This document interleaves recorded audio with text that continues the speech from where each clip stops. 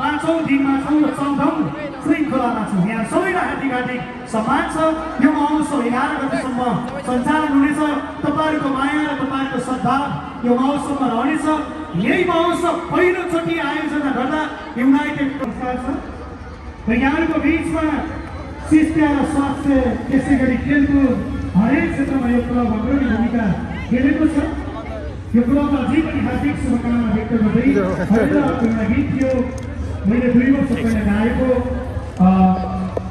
म त हजुर हमको लाउरे त्यसैमाथि अत्तरै अवसर भेट्यो लाउरे र कौली लेखेको छ। हजुर म यो ट्र्याकले गर्नको लागि अनुरोध गर्छु। नाच्नु छ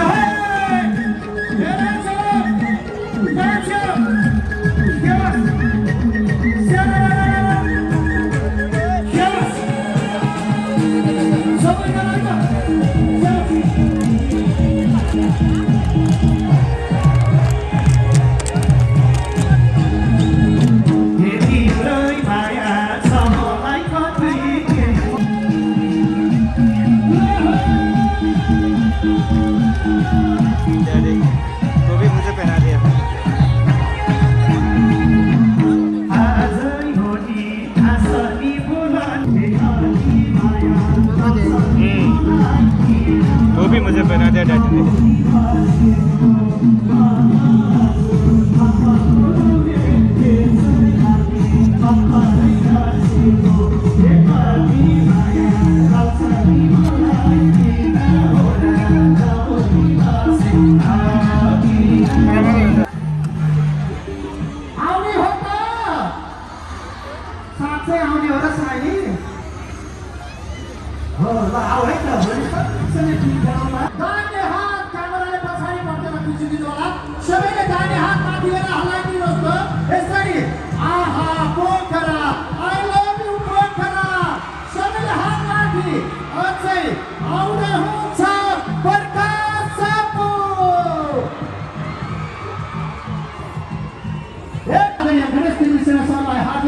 अनुरोध गर्दै एकैछिन राखौँ क्या कसो हुन्छ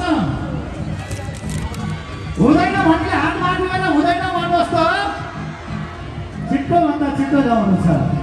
ओके अब भने ढिला नगरिकन म यो स्टेज उहाँलाई दिन चाहन्छु। आउँदै हुनुहुन्छ। Okay thank you Pokhara.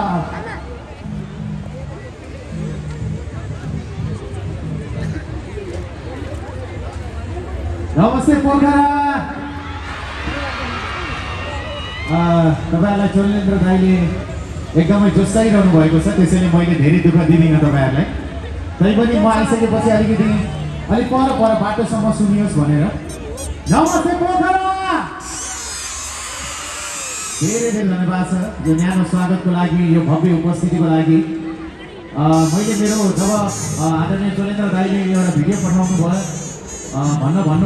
Video पठाउनु भन्नुभयो मलाई मेरो मनबाटै मलाई के भन्नु मन लाग्यो भने पोखराकै एउटा सभ्य र भव्य जहाँ चाहिँ कहिल्यै दर्शकहरूको मायाको कमी हुँदैन एउटा त्यस्तो भव्य महोत्सवमा यसपालि फेरि आउने मौका मिल्यो भनेर मैले भिडियो बनाएको थिएँ। साँच्चीकै यो पोखरा महोत्सव चाहिँ यो पोखराकै एउटा सिग्नेचर महोत्सव जस्तो भएको छ।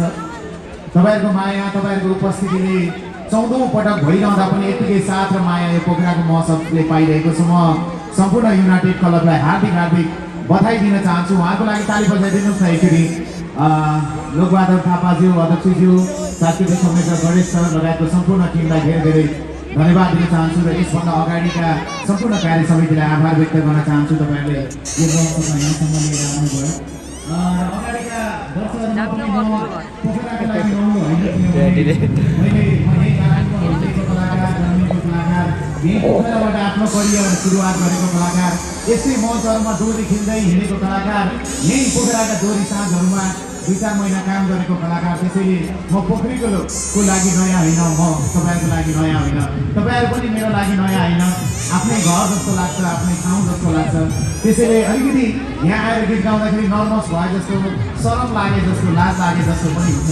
तैपनि कलाकार भइसकेपछि तपाईँहरूलाई यहाँनिर एकदमै माहौल जमिरहेको छ।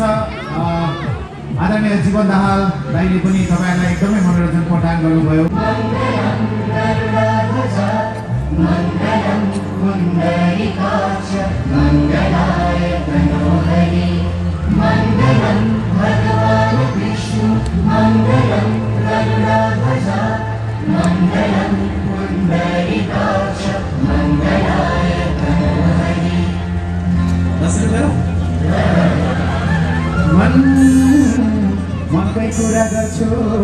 मनैबाट सुन्नु सबै हातमाथि राखेर ओ मन आफ्नो मन कस्तो लौ आफैले गुन्नु फेरि एकचोटि मनैले सोच्छ पाप मनैले सोच्छ धर्म जस्तो गरिन्छ कर्म त्यस्तै आउँछ फल हला हला मन हला हला हला हला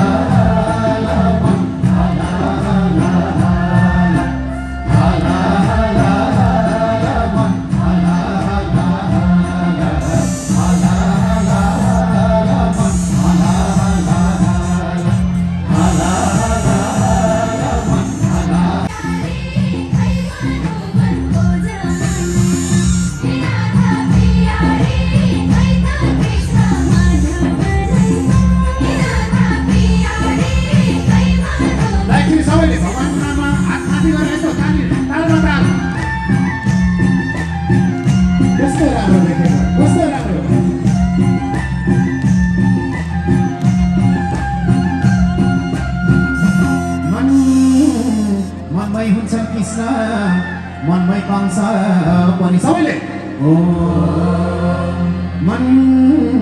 मनमै हुन्छन् राम रावणको अंश पनि फेरि एकचोटि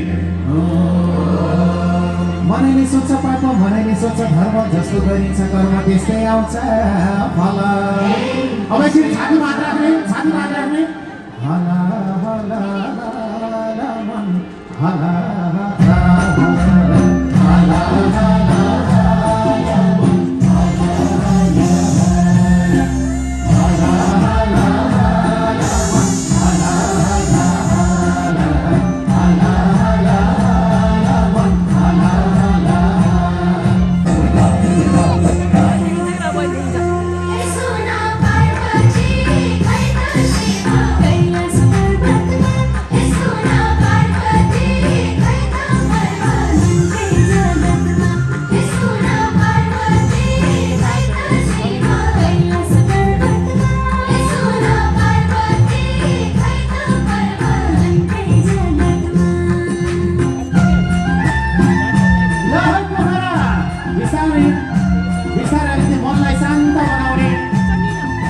सबै बिर्सने एकछिन मन सबै छ भन्छन् संसारमा तर सबै छैन मन आफ्नो मन आफैले बुझाउने हो मनको दबाई छैन मन त हुन्छ चञ्चल मन त हुन्छ चुलबुल मनलाई फकाउनु पर्छ बालक फकाए चाहिँ नत्र गर्छ सल्लाह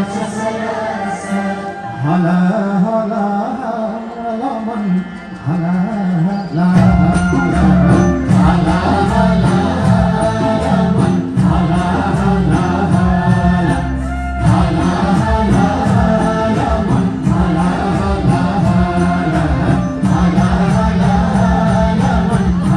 हला हला हला हला मन हला हला हला हला मन हला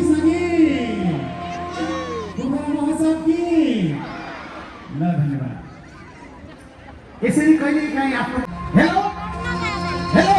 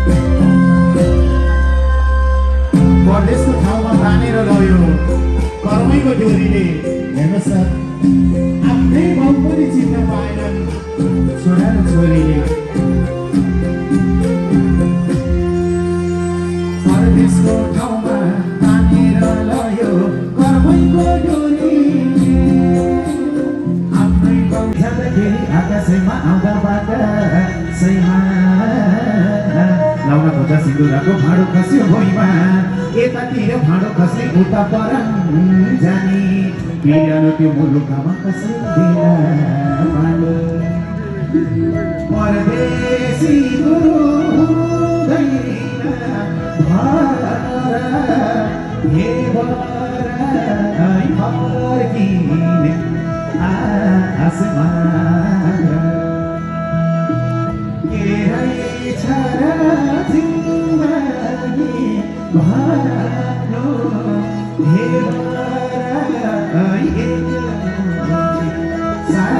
आसमा